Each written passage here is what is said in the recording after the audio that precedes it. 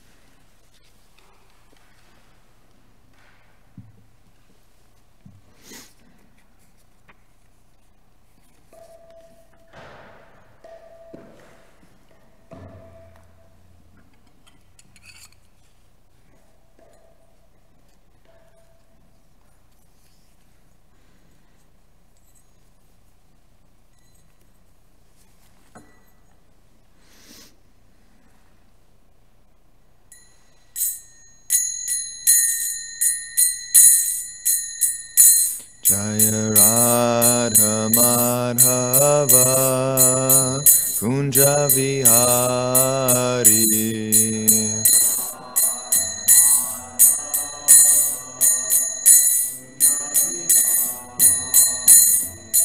Gopi Jana Vallabha Girivaradari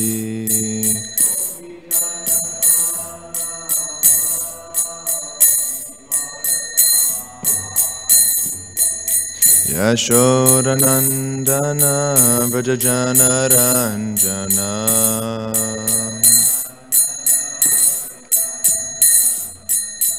Yamuna Tira Vanachari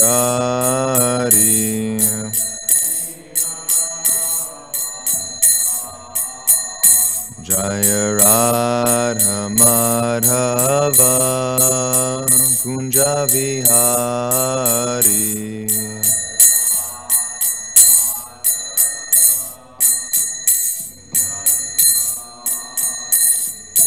Gopi Jana Vallabha Girivaradari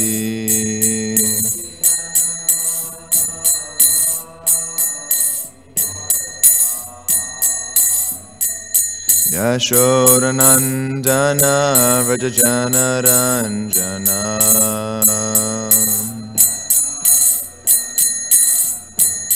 Yamuna Tira Vanachari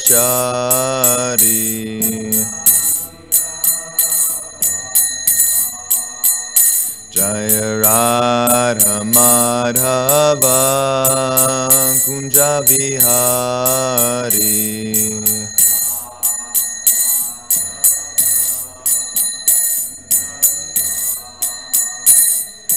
Gopi Jana Vallabha Girivaradari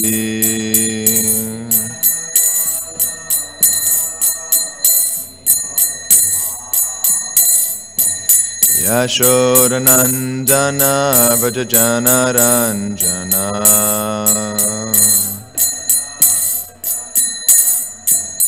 Yamunatiravanachari Jaya Radha Madhava Kunja Bihari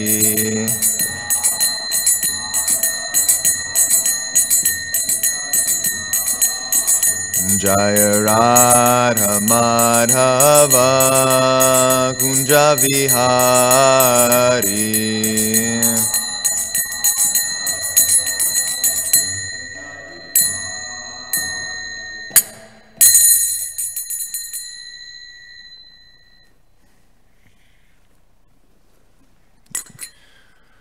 Jayom Vishnupad Paramahamsa Parivrajakacarya Shota Shota His Divine Grace A.C. Bhaktivedanta Swami Srila Prabhupada Ki Ananta Koti Vaishnava Vrinda Ki Srimad-Bhagavatam Ki Nitai Gaur Premanande. All glories to the assembled devotees. All glories to the assembled devotees. All glories to the assembled devotees. All glories to Sri Guru and Sri Gauranga.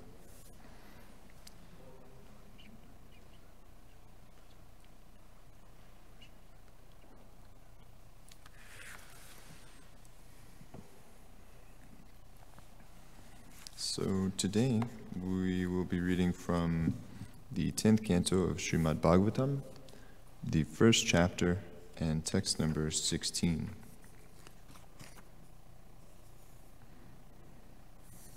This is interesting.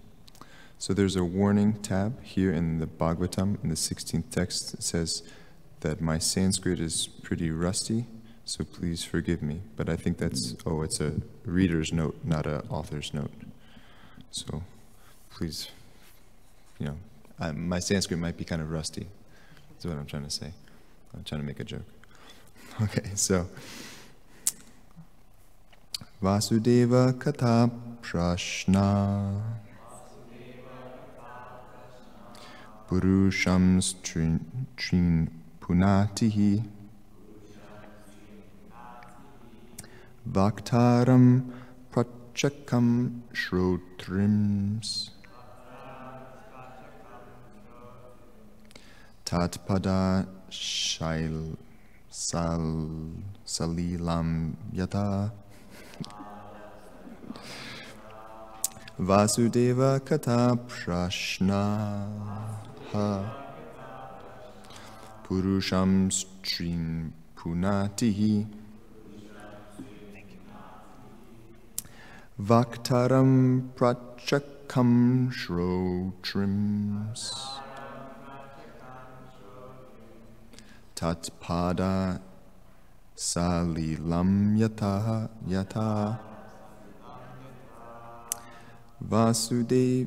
Vasudeva Kata Prashnaha Naha Purusham Strin Punatihi Vaktaram Prachakam Shrotrims Tatpada Salilam Yata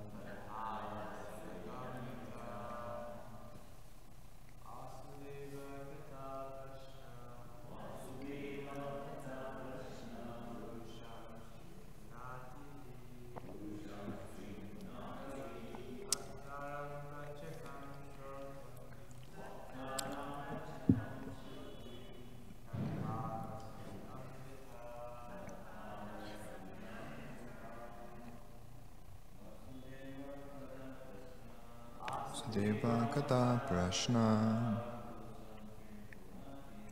Purusham Strin Punatihi Bhaktaram Prachakam Shrotims Tatpada Shadilam Yataha Vasudeva Kata Prashna Purusham Strin Punatihi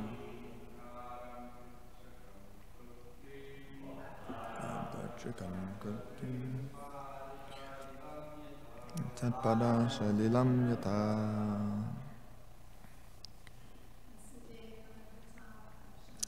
Vasudeva Kata Prashna Purusham Strintunatihi Bhaktaram Pachakam Shodrins Tatpada Shalilam Yata. So the word by word. Vasudeva Kata Prashnaha. Questions about the pastimes and characteristics of Vasudeva, Krishna. Vasudeva, Krishna. Purushan, persons. Trin, three.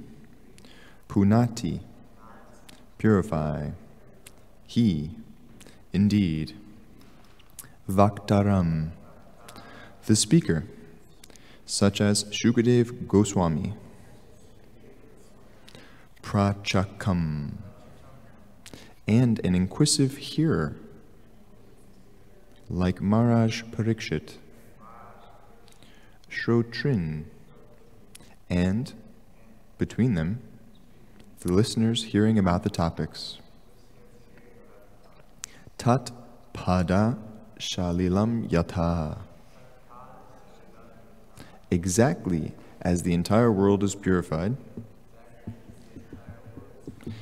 by the Ganges,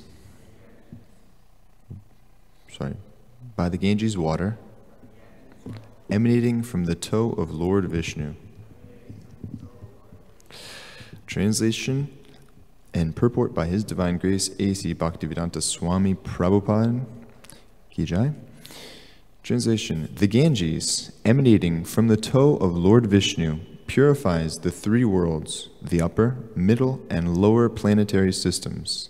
Similarly, when one asks questions about the pastimes and characteristics of Lord Vasudeva, Krishna, three varieties of men are purified: the speaker or preacher, he who inquires, and the people in general who listen. Purport: it is said, Tasmad Gurum Prapadyeta Jignasu Shreya Uttamam. That's the Bhagavatam, 11th canto, 3rd chapter, 21st verse. Those interested in understanding transcendental subject matters as the goal of life must approach the bona fide spiritual master. Tasmad Gurum Prapadyeta. One must surrender to such a guru who can give right information about Krishna. Herein, Maharaj Parikshit has surrendered to the right personality, Shukadeva Goswami, for enlightenment in Vasudeva Kata. Vasudeva is the original personality of Godhead, who has unlimited spiritual activities. Srimad-Bhagavatam is a record of such activities, and Bhagavad Gita is the record of Vasudeva speaking personally. Therefore, since the Krishna consciousness movement is full of Vasudeva Kata, anyone who hears, anyone who joins the movement, and anyone who preaches will be purified. Om Ajnana Timriyandasya Gyananjana Shalakaya Chakshur Unmilitam Yena Tasmai Shri Gurve Namah. Namam Vishnu Padaya Krishna Prasthaya Bhutale Srimati Ramapad Swami Tinamne. Namam Vishnu Padaya Krishna Prasthaya Bhutale Srimati Bhaktivedanta Swami Tinamne. Jai Shri Krishna Chaitanya Prabhu Nityananda Shri Advaita Gadadhar Shivasari Gaur Bhaktivinda. Hare Krishna Hare Krishna Krishna Krishna Hare Hare Hare Rama Hare Rama Rama Rama Hare Hare.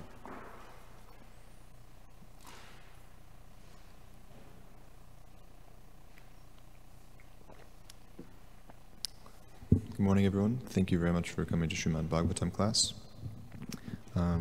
Just as a small disclaimer before we start, this verse is about Vasudeva Kata, and the speaker, or the speaker is here we hear Maharaj Parikshit surrendered to the right personality, Shukadeva Goswami, because he could give proper enlightenment on Vasudeva Kata. And the 10th canto of the Srimad-Bhagavatam is, pretty high esoteric things. And the reason why I'm sitting here is not because I'm a personality like that. I'm sitting here because it's my last day here at the temple. And so Subal Prabhu graciously asked me if I would give the Srimad-Bhagavatam class. So I'm sitting here because it's my last day, not because I'm going to give some keen insights into the rasa dance or something like that, you know. So there's a couple points when I read this that I think would be fun to talk about. And it's Krishna Katha, and it'd be nice to get some devotee Katha in here as well. Yeah, so let's get to it. So the first thing that hit me about this purport or this translation is that the Ganges is flowing from the toe of Lord Vishnu, and he's got. Does anyone know another pastime where Lord Vishnu's toe is sort of like the center point of the, well, not the center point of the pastime, but it's the breaking point of the pastime? Yeah. So Lord Vishnu, or Krishna, comes as Vamanadev, the dwarf brahmachari, and his toe becomes so big when he's taking his 3 steps from Bali Maharaj, who's ruling the world. Lord Vamanadev expands. It's so big that his toe actually, so he conquers, he conquers the whole, his first 2 steps, he conquers the entire universe, and that second step that he makes, punctures the covering of the universe, the Ganges water flows down. And with the 3rd step, he conquers Bali Maharaj's heart or his head. So I remember in that pastime that when his toe nail is coming over the horizon in Brahmaloka, it's like, the description is like, it's like something like 1,000 or 1,000,000 suns. You know, people are being blinded by the brightness of Vamanadev's toenail. So, you know, our flashlights don't really compare to the emanation of Lord Vasudev's toenail, or Vamanadev's toenail, Lord Vishnu and Krishna. He's got the brightest toenail in the whole cosmos. And so this Ganges water purifies the 3 worlds, the upper, middle, and lower planetary systems, which is pretty cool. You know, there's a lot of purification, there's a lot of cleaning up that they have to do. And that Ganges water is held pretty sacred. And there's a lot of deity worship and other things that people use the Ganges water for. Although I know that you can take Ganges water in your hand and chant mantras and invoke the Ganges water into your regular tap water. So your tap water can become the Ganges water. So if anyone is at home and needs Ganges water, you contact the devotees at the temple and they can give you a special mantra, and then you can invoke the Ganges, you know, and have that there, if you can't make it all the way to India. And Navina Krishna Prabhu also has Ganges water in his room, so if anyone needs it, just please contact him.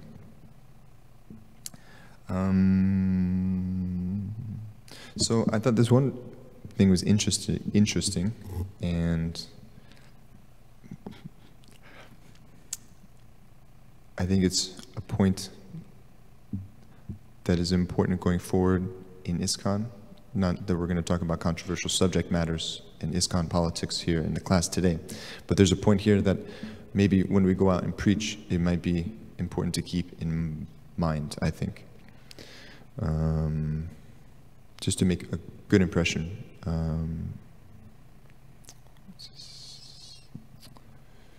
Vaisheshika Prabhu, when he goes out and we had a book distribution seminar in Naperville, and devotees asked him, you know, well, his kind of rule of thumb was, what's the #1 rule of book distribution? Or, you know, not #1 rule, he's got 4 rules, but what's the purpose of us going out and distributing books? And he said, it's to make good impressions. So it's the #1 thing that we're going out to do, is to make a good impression.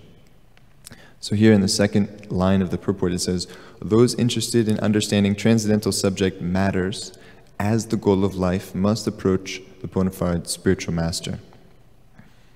So the person who should approach the bona fide spiritual master is the person who's interested in understanding the transcendental subject matters as the goal of life.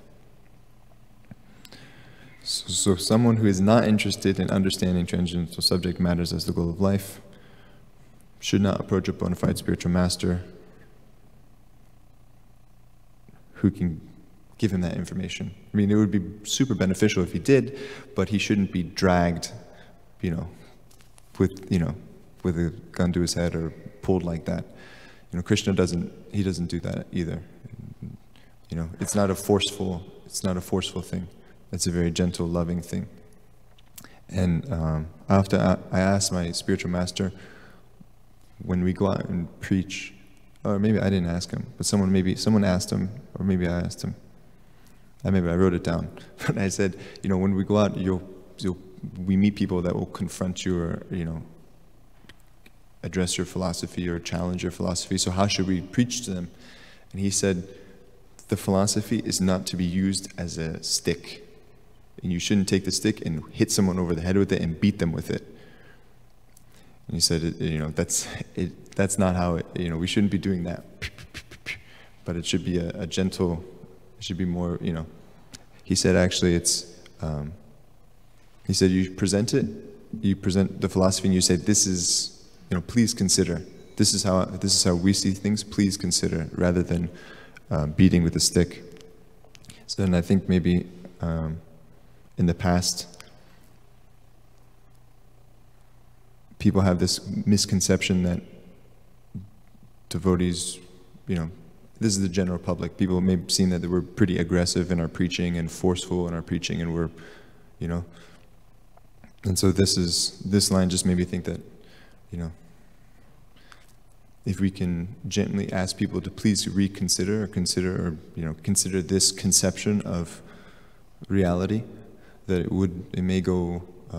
may be a better approach to approaching people rather than taking the stick and beating them with the philosophy. Beat the ignorance out of them. And Krishna says in the Bhagavad Gita, you should not disturb the minds of the ignorant. So forcing this kind of stuff on people whose minds are in the mode of ignorance and who don't want to approach this kind of thing should be left alone until they're a ripe fruit. Then when they're ripe, then it's the ripe time. And then then the next line, it says that one must surrender to a guru who can give the right information about Krishna. So the qualification of a bona fide spiritual master, a bona fide guru, is that he can give the right information about Krishna. So if he gives the wrong information about Krishna, he is a bogey, or faux guru. So basically, that's what the guru is there to give information about Krishna. He's in charge of disseminating the proper conception of Krishna and Krishna consciousness to the disciple or the student, the person who is interested in understanding transcendental subject matters as the goal of life, who is then approached that bona fide spiritual master. So we have plenty of examples of such gurus.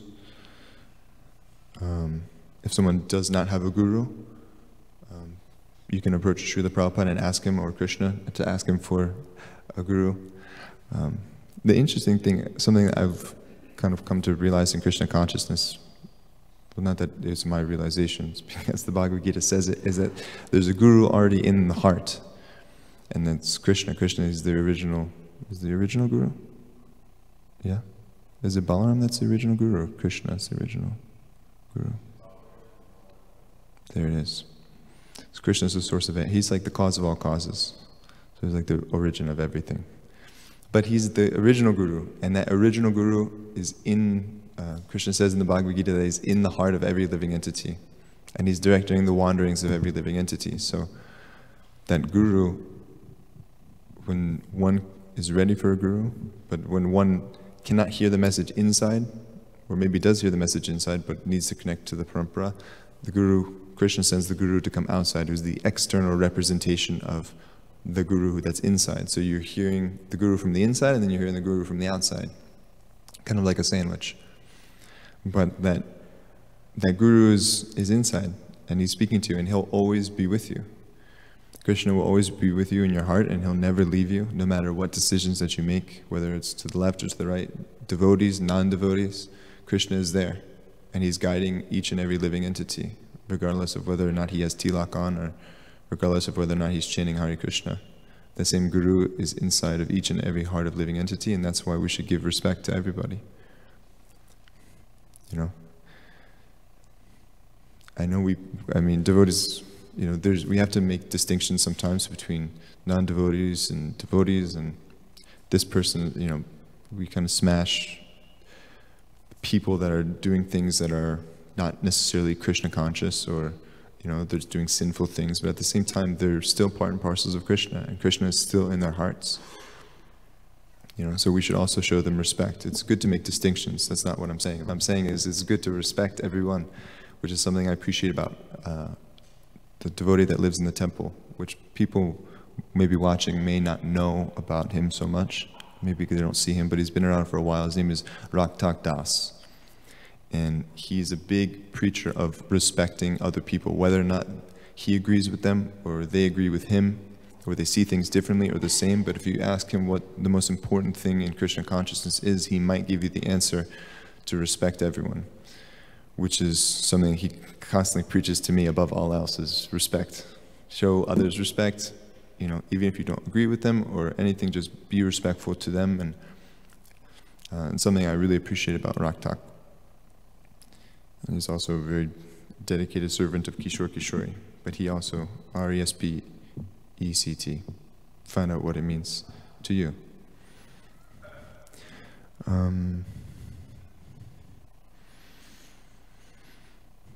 So yeah, it says here in the next line of the purport that Vasudeva is the original personality of Godhead who has unlimited spiritual activities.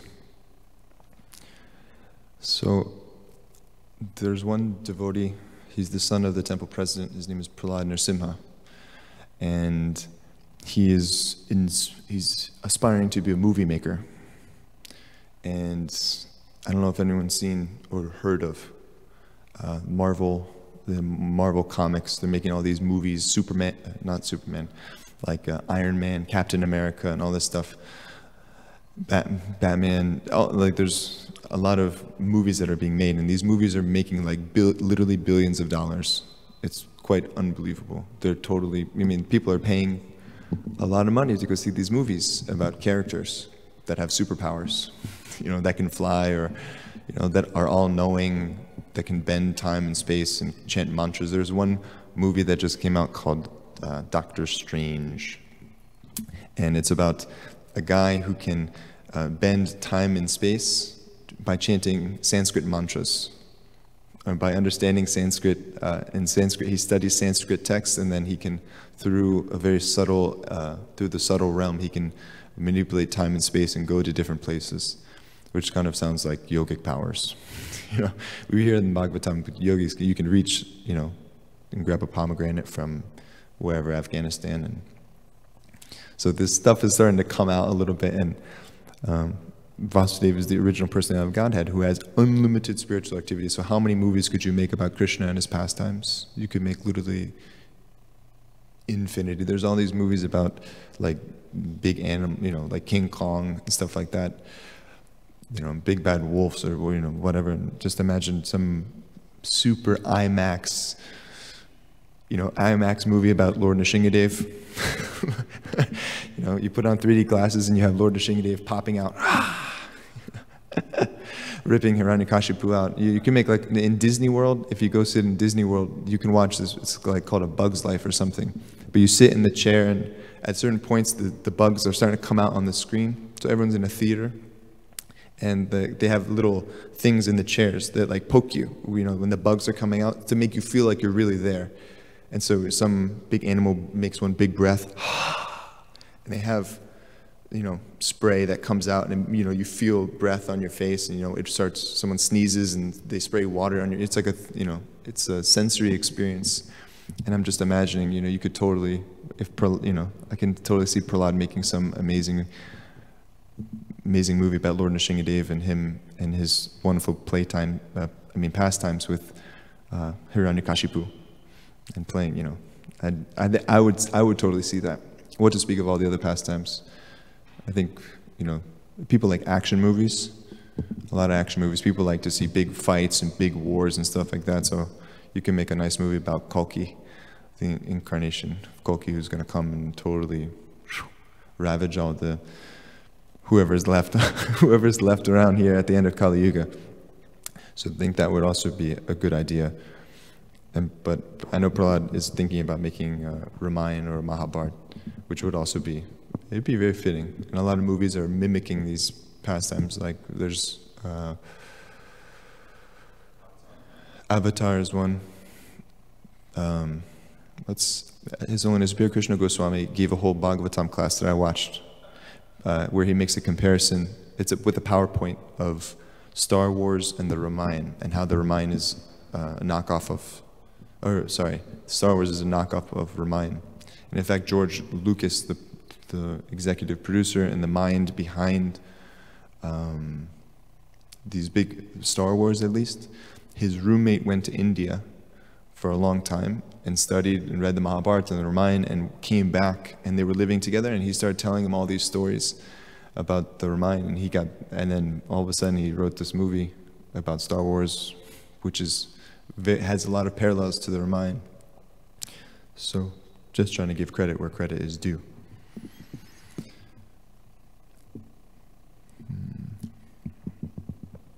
And then some of the last parts of this purport says that the Srimad-Bhagavatam is the record of the activities of these unlimited pastimes, or the unlimited spiritual activities of Vasudeva, Krishna.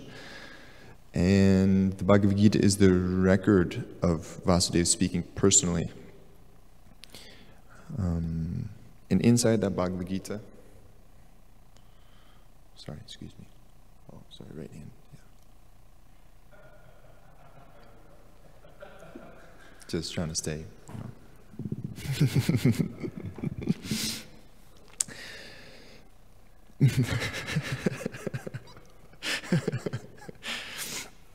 So I was thinking about the Bhagavad Gita, and one line that I really like is, not one line, Hare Krishna. The one shloka I appreciate is the shloka where Krishna says that he's the source of remembrance, forgetfulness, knowledge, remembrance, and forgetfulness. Yeah, does anyone know that verse? 15:15. This is a really, really nice verse because has anyone ever heard of the game show called Jeopardy? Or Who Wants to Be a Millionaire? All these big time shows where people who are super smart, whatever, who can remember the most facts quickly and can beat the other person to the buzzer, wins millions and millions of dollars, or they're glorified. Yeah, man, he's won Jeopardy 16 times in a row. Whatever it is. This person has an IQ of 160, whatever it is.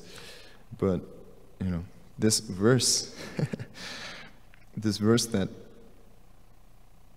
what Krishna is saying is actually, it's not, he's the source of the remembrance and the forgetfulness and the knowledge. So the person who's really the best at Jeopardy and the person who's really the smartest person is Krishna. It's not, it's not Joe Smith who's tapping the buzzer. It's Krishna, because he's the one who's giving the intelligence. He's the one that's giving the remembrance of the answer of the question. I always thought that was such an interesting phenomena when you remember something. Has anyone ever been talking on their phone and asked, man, I can't find my phone, like where is my thing, Or there's like a lapse in your mind, but then it snaps to you, it's in my hand, or where did I put my car key, where did I put my keys or something like that. I forgot my wallet. I lost my wallet yesterday, unfortunately. I found it was found, but the act of remembering I thought was really interesting, because it's just in your consciousness, it's like there's nothing, and then all of a sudden, like it just like flashes like a billboard. Hey, did you check behind the computer? And then you look behind the computer. Oh, that's where it is. Oh yeah, it just kind of comes from. But it's Krishna who's he's sending something up through your consciousness, and boom, it flashes. That's my visual of it. I always thought that was a really interesting phenomenon, but then the Bhagavad Gita is the perfect explanation of where your memory comes from. There's some movies where you can delete your memory.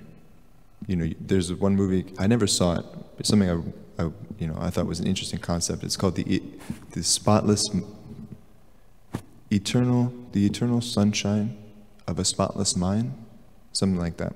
It's a movie of Jim Carrey, and Jim Carrey is a character who is in a relationship with someone, and I think it goes bad or something. He breaks up and he's having a hard time, and there's a technology that comes out that says you go through this surgery and they'll erase certain parts of your memory from your system, where you don't, so you would never remember that stuff like this happened. You know, you just delete that section of your memory. But, you know, if you just come sit in the Hare Krishna temple, you don't have to go to some surgery. You can just find out that Kali Yuga will erase your memory for you. You don't have to go through some extraneous process, you know, surgery and everything. Like, just spend some time in Kali Yuga. You know, there's certain activities we can let you know that will diminish your memory even further. But, you know, and Krishna is the source of that forgetfulness too. That's what he says. So you can, if you want to forget something, you could just ask Krishna and he might be able to help you out. But, you know, or he'll help you remember something. Therefore, the Krishna consciousness movement is full of Vasudev Katha. So anyone who hears, anyone who joins the movement, and anyone who preaches will be purified. So I really like this point, actually. It's a really nice point, regardless of whether or not I like it.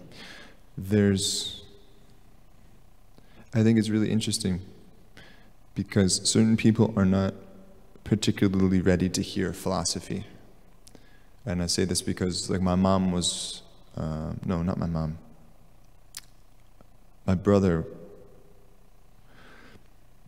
basically my whole family doesn't want to hear the philosophy. You know, they don't want to hear it, and they especially don't want to hear it coming from me. So, you know, I found that out the hard way because I tried sharing the philosophy with them, with the stick, like I was talking about before, over the head, and you know, it was leaving some bruises, and it wasn't working so well with them. You know, it wasn't good for them, and it wasn't good for me. So I learned from experience that that's not the best way to preach. However, if this is the principle that Vasudev Katha is good for you, it's good for the speaker, it's good for the hearer, and it's good for anyone who listens, how do you deliver that message to someone who is not particularly ready to hear it? You know, so if someone's not ready to hear it, you can't give them philosophy, you know, directly. Excuse me, sir. Can I read something to you about the Lord? You know, it may not sit so well. So another way you can deliver this Vasudev Katha in an indirect way, in a nicer way, not nicer way, but a more indirect way, is by your example, how you carry yourself, your activities and what you do, how you live your life. And this allows people to bridge the gap, because when they start to appreciate certain qualities that you have, or the way in which you carry yourself, it then, you know, the platform become, you know, there's an appreciation, there's a connection, rather than, oh, this dude looks really different from me, he's wearing some clothes I don't ever see myself wearing, or he's got a haircut that I certainly don't want to ever see my head shining that brightly. You know, whatever it is, there can be disconnects. People may keep devotees at an arm's length for whatever reason. But through your activities, through your character, qualities that you develop through practicing Krishna consciousness, there's a bridge. And I found this out. I have an older brother, and, you know, I tried preaching to him, which didn't work, because I was trying to tell my older brother, who's bigger than me, stronger than me, and more life experience, and he's got his college that he went to is a much more prestigious college than the university I attended. I'm trying to tell him what, you know, hey, by the way, man, you know, did you know, he's not going to hear it from me as a younger brother, someone someone who's down here, literally down here position.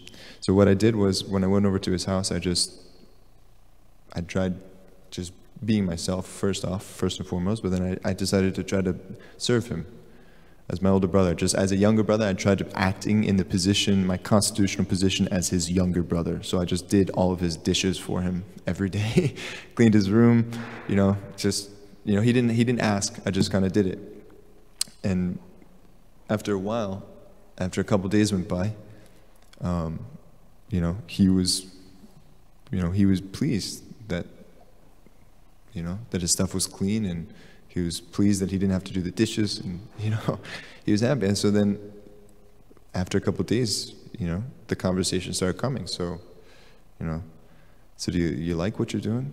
Like, so what kind of stuff do you do in the temple? And eventually the conversation turned into, so like, he saw me chanting, and he said, so what's that chanting about, How much do you really chant?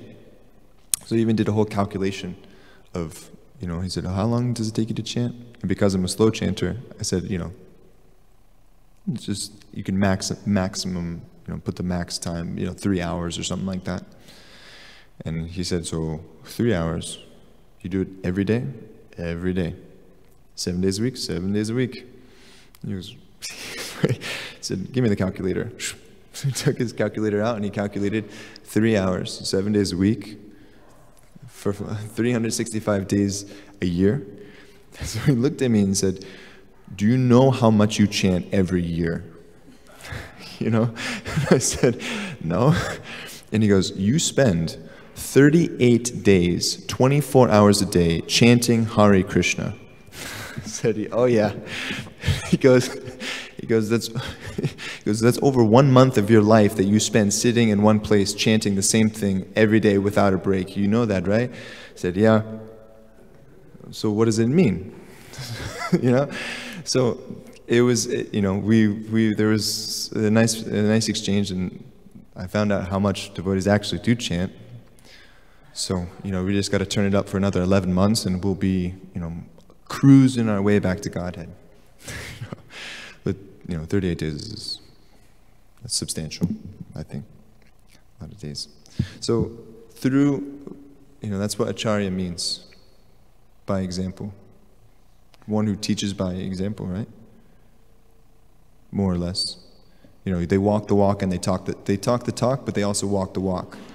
So a fake guru is one who talks the talk but doesn't walk the walk. Someone who walks the walk and doesn't talk the talk is just a guy walking down the street.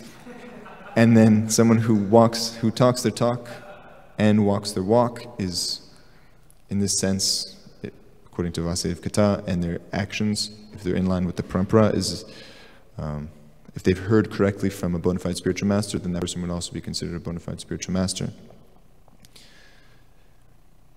And yeah, the last thing is I just want to thank all the devotees very much for accepting me into your ranks as a devotee here in the temple over the last couple of years. And I want to thank the temple management very much for allowing me to stay here and allowing me to practice Krishna consciousness and guiding me and really getting my life back on track. And I'm very grateful for the GBC, from GBC all the way down to GBC temple president, zonal supervisor, all the way down to the temple management, and then to the devotees that are working in the temple or serving in the temple. And if I could take up another 3 hours of your time, I would go through each and individually say something nicely, but we'll, keep that very personal as each individual. But I'm really grateful that, I've come into contact with this knowledge, and I hope that everyone else, through the devotees' efforts and everything like that, and Krishna's mercy, Lord Chaitanya's mercy, that more people can come into contact with Krishna consciousness, because it's a lifesaver, soul saver. if you know what I mean. So today is my last day in the temple. I hope that all of you, everyone's in here, their Krishna consciousness flourishes beautifully. I heard that one time. I thought that was really nice, because Krishna means all attractive. So someone said Krishna consciousness means beautiful consciousness. So we're cultivating a beautiful consciousness. And I always really like that. So I hope everyone's consciousness becomes beautiful. It already is, for sure. And I hope everyone's Krishna consciousness becomes flourished and everyone stays at the merciful lotus feet of Kishore Kishori. They're pretty nice. If you ever get a chance to check them out, I would highly suggest it. So, yeah, thank you very much, everyone. Thank you for your friendship and for your mercy.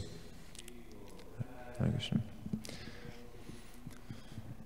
Hare Krishna. So if there's any comments, questions, chastisements, not reprimensions, that's not a word. You know, if you want to reprimand me for something, please let me know.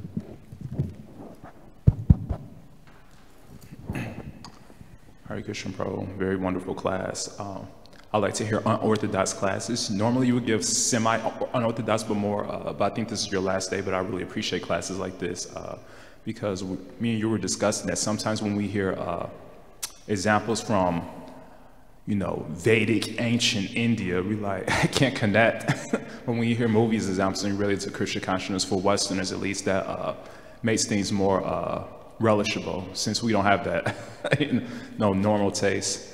So you were mentioning in that purport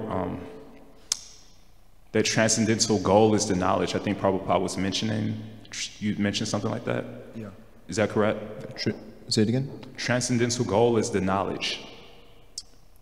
Yeah, pretty much. Yeah, knowledge of, yeah, right yeah, Prabhupada says, yeah, right information about Krishna. That's what, yeah, but knowledge of Krishna, yeah. And you were quoting that verse from Gita where Krishna is the source of remembrance. In the later part of that verse, it says that Krishna is the source of knowledge and that he is knowledge, Vedanta Krit, Veda Chaham. And so the one thing I appreciate about that is that transcendental goal is the knowledge, not prestige is the goal, because this verse particularly talks about Shukadeva Goswami, and he was the speaker of Bhagavatam. Yet he was a prodigy. He was only 16 years old. But since the speakers of the class, Shukadeva Goswami, and the listeners, the great sages, since the goal was transcendental knowledge and not prestige, Shukadeva Goswami had no pride. Yes, I'm giving Bhagavatam, nor did the sages become envious of him. He was only 16 years old. They weren't like, why is he giving Bhagavatam class? So in the Bhagavatam, in Canto 1, chapter 19, verse 26, Prabhupada says that, this verse mentions it, but he elaborates on it. He says, Shukadeva Goswami was advanced, although he was advanced in knowledge, and the sages were advanced in years. So what's more important, those who are appointed or those who are anointed? He was anointed. And that's why he was, but there was no pride and envy. But on the other hand, we see cases like Hiranyakashipu and Prahlad. Hiranyakashipu had the body of a doe, but the mind of a child. And Prahlad had the body of a child, but the mind of a doe. So there's a quote that says, age doesn't always bring wisdom. Sometimes age comes alone. And we see that in this pastime. So my question is regarding generally speaking, the sages were able to hear Shukadeva Goswami because they were humble. They had no ego. And the tendency is that when we usually can't hear somebody, like you said, we see externals. Just like, I'll just mention one other pastime, maybe you could elaborate on it. There was the pastime of the churning of the ocean of milk. And the demons and demigods were fighting each other. Ahimsa milk. But as soon as Mohini appeared, the demons stopped fighting. And they said, Mother Mohini, we consider you an authority, even though we met you 30 seconds ago. Can you settle our dispute? And so Mohini said, why do you consider me authority of, giving you proper advice? Because you're hot. Essentially, they deceived themselves because they were, their senses. So that's the tendencies that somebody who's able to give us erection, we consider them authority, or somebody who's able to give our false ego an erection, we consider them authority. And we deceive ourselves like Hiranyakashipu. He couldn't appreciate Prahlad's Bhakti Shakti, Krishna Shakti, Kali Kalata Dharma Krishna Nam Sankirtan Krishna Shakti Vina Nahitara Pravatana. He couldn't appreciate it. So what are some steps we could do? Or I don't know how to rephrase my question. My question essentially is that to the degree we're not experiencing some taste in Krishna consciousness, then we'll always, naturally, that's the modes and material nature will force us to go out after sense gratification. But like you were mentioning, you weren't the proper person to speak to your family, but when you had the proper consciousness, you actually served them and you were humble. you weren't proud, like, I have this knowledge and you don't have this knowledge, let me enlighten you. How about let me serve you, and hopefully by Krishna's mercy. So what are some steps we could do to give up this tendency to deceive ourselves because of, what gives us, basically what gratifies our senses and our false ego. And we always seem to be deceiving ourselves. So I don't really know how to phrase my question. Sometimes Krishna gives us inspiration, sometimes not, but I'm not sure if you could elaborate on that. And I really appreciate your classes, because you could, even though you're new to Krishna consciousness more or less, and when you first gave Bhagavatam class, you were very eloquent, and Krishna gave you a lot of inspiration. That's why I appreciate your classes. So I know you could put to pieces the puzzles that I've given you. I haven't put it together properly, but I really love your classes. But maybe you could put together something I'm not able properly to put together. So maybe you could squeeze some nectar out of this this bitter question that I have. So maybe you could elaborate on that a little bit more. So. Sure. Thank you very much, Jai Baladev. I always really appreciated your very much down to earth and your humor and wisdom. I really appreciate all the emails that you send as well, because because you take real life stuff. I really appreciate you take a modern spin on Krishna consciousness. You make it very easy and digestible, and stuff that you can think about. And we've talked about it before. You take a lot of quotes that people have said, and which aren't Krishna conscious quotes. It's right on point with Vedic philosophy, and you're able to bring it to light. And I appreciate it, because it helps me realize that there's things that other people also have, valuable things to say. That's why I'm a writer and not a speaker. So maybe you could extract something. You seem to be a very eloquent speaker, so thank you. But maybe you should extract something. Sure. There's one.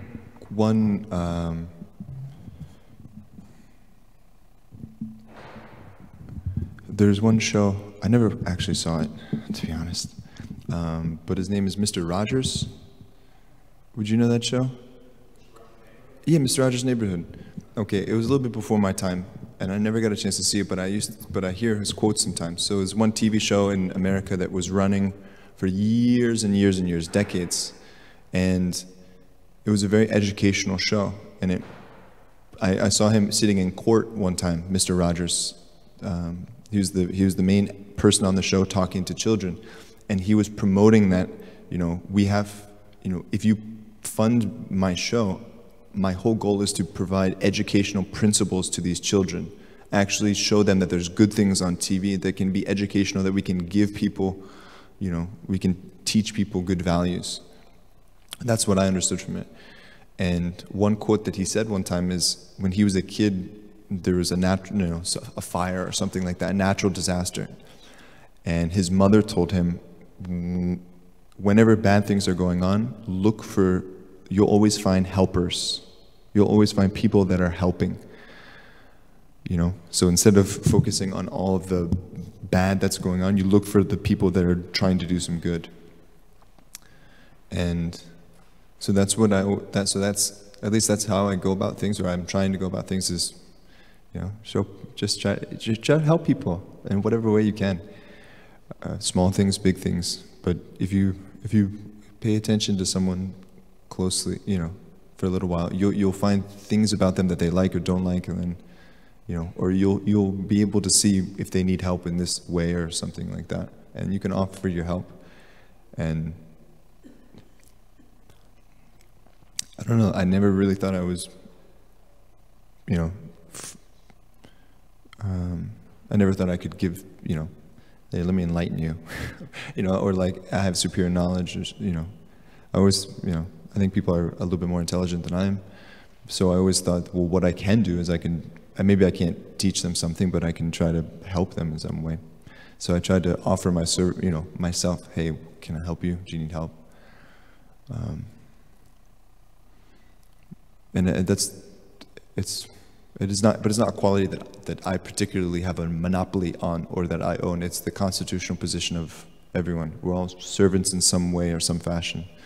The soul is meant to serve, and so if you're not serving, you got to serve something.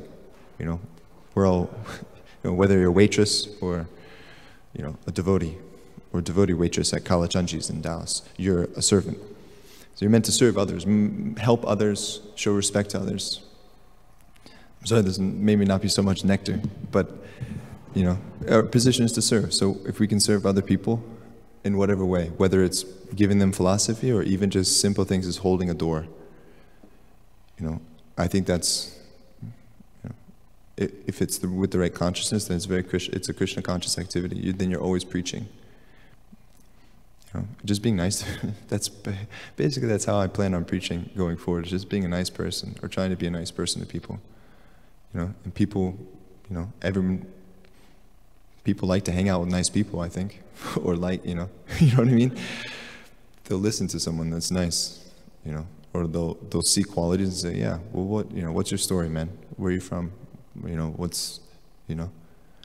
I hear that about devotees sometimes. I forget who it was, whatever. I don't know if anyone knows, there's one Prabhupada disciple, Yadavacharya, Prabhu, Yadavacharya Goswami Das. He's a Prabhupada disciple. He comes on Sundays. He's a strong guy. He has a ponytail. But he was saying, I was talking to him one time, and he said at his work, he's, you know, he doesn't preach philosophy or anything like that, but he just carries himself, you know, he carries himself in a certain way. And people started realizing something's different about this guy. You know, he's whatever it is, they started noticing there's really good qualities that he had. So then people started asking him, like, you know, so what's up with you, man? Like, what's, you know, you know, what's your deal? What's your vibe? And so then they basically, when people do that, then they give you the platform to you know, then they give you the platform to say something. They give you the platform to preach something, you know, share something with them. And then they're asking for it, which is exactly what it says here. You know, they're approaching a bona fide spiritual master, or they're approaching spiritual. They're making an inquiry. Okay, it's not, hey, so what's up with the rasa dance? But it's an inquiry. It's a perfect inquiry, actually. So I think that's. I mean, I'm sorry I wasn't not so clear on the question, but I think that's a really. You know, that's how you can fix that, or at least, if anything, that is a starting place for, you know, that's a good starting place for you know, someone who's trying to develop you know, higher consciousness. Thank you, Prabhu. Your Mr. Rogers' answer, that's why I get knowledge from everywhere, as you see from my quotes, and I really appreciated that answer, and I did watch that show growing up. But in regards to your last point about Yadavacharya, it's really short. So, but I was just reading a pastime with Lord Chaitanya, where he was debating with the Mayavadis. One Brahmana invited him to, you know, the meeting with the Mayavadis to debate them. And so, when Lord Chaitanya first approached the Mayavadis, he washed his feet in the area where you're supposed to wash your feet, and he sat down in that same place, the same dirty place. You know, where people wash their feet, like somebody sitting in the shoe room. Naturally, we'll kick somebody out if they were sitting in the shoe room. But the Mayavadis, they saw that Lord Chaitanya was sitting in a low place. And not only that, they saw what's described that a light started to emanate from Lord Chaitanya, as bright as like millions of suns. And when they saw them, they all gave up their high seats. They were all sitting on high seats. And they came to Lord Chaitanya and says, wow, you're so attractive. So basically, Lord Chaitanya practically defeated the Mayavadis before the debate really even began. And so there's a quote that says, we are told to let our light shine. And if it does, we won't need to tell anybody it does. Lighthouses don't fire cannons to call their attention to their shining. They just shine. And that's what Shukadeva Goswami did. He just walked in the forest while they were debating who's going to give the Bhagavatam class. And so when they saw Shukadeva Goswami, they saw a light emanating from him. They was like, he's giving. And so, like you said, preach by your character, not by words. Words don't, you know, really mean anything. So there's nothing you could do to say anything to anybody. Just preach by your light and your love, your humility and your character. So that's one point I appreciated I read recently. So Hare Krishna. Hare Krishna. There's one. Oh man. There's a lot of movies in this class. But there's one movie called Coach Carter. It's a basketball movie. But the coach is, one player, he reads a quote in the movie, and one line that I particularly like from, it's right in line with what you're saying. It's, I mean, I actually cried at it. You can find it on YouTube. But it says, it's one quote, they give it, different parts of the quote, but it says, when someone lets their own light shine, you unconsciously give permission to others to do the same. And I think that's particularly, I think it's really important as individuals and also as, especially as devotees. You let that light that's coming from within shine, and you unconsciously give permission to others. Other people will see it, and they'll see someone totally, letting their own light shine, and it allows them to see that you can actually let your own light shine. And where's that light coming from? Who's in your heart with a torchlight? Krishna. He's got a torch, and that's so, it says in the Bhagavad Gita, I'm in the hearts of all dispelling ignorance with the torchlight of knowledge. So he's in there, more or less. It's probably not what it looks like. Yeah, thank you very much, Baladev. Prabhu. And any other comments, questions?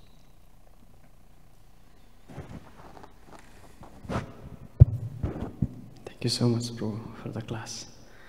Today, especially for me, it's very, I'm very sad to hear about your leaving because it was my first day in Chicago.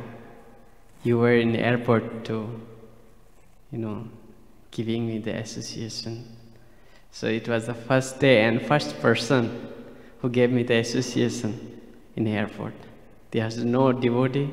I was just wondering, I don't know anything, but you are the person that you helped me, and you just give me like Krishna came in front of me like that, just I was wondering. And today it's very sad.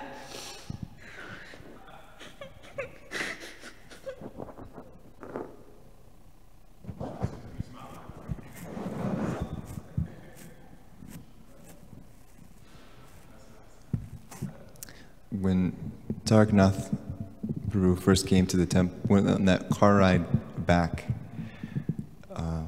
so we meet each other at the airport, and he takes his bags, and we get in the car and we start driving back, and on the way, I was asking him about his service. What kind of, I know he's from Mayapur, but what kind of things do you do in Mayapur? And he said, I'm the pujari of Lord Nityananda. I said, huh? You mean like Lord Nityananda? Yeah, the 7-foot tall deity of Lord Nityananda in Mayapur. And he said he liked dressing the deities because when he has to dress the deities, you have to hug Lord Nityananda. So he said, so every day, he said he would get to go up to Lord Nityananda, and he said he didn't call him Lord Nityananda, he called him my Nitai. No, yeah? So he said he'd get to hug Lord Nityananda. And he put up one picture. I remember I walked into his room one time when he first came, and he had a picture. He put this picture of Lord Nityananda up, and he says, it's my Nitai. My Nitai. And I never heard anyone talk about Lord Nityananda or deities like that. It was like, my Nitai. It was, so I really appreciated that. And it's stuck with me. It totally stuck with me.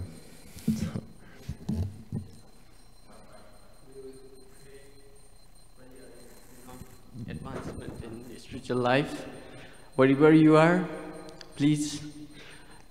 Prabhupada used to say that always remember Krishna, never forget him. For that, we need the association of devotee. So, hope you are going to Dallas.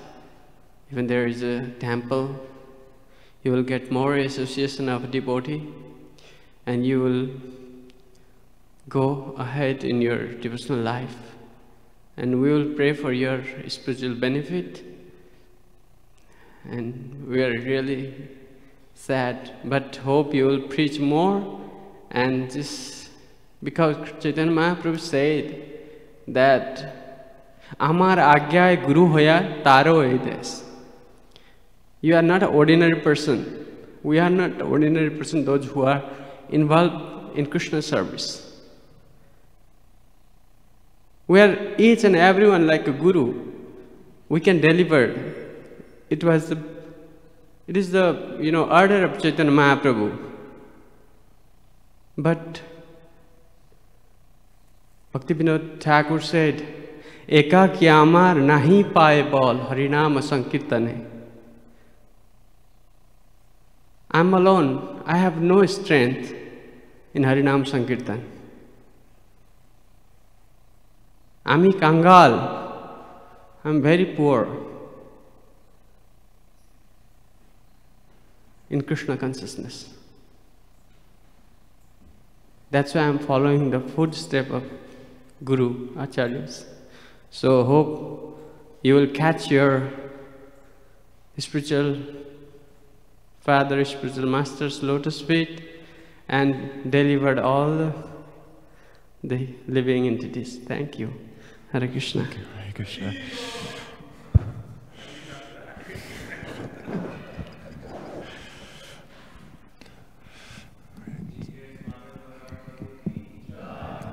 Srila Prabhupada ki. Hare Krishna. Thank you very much.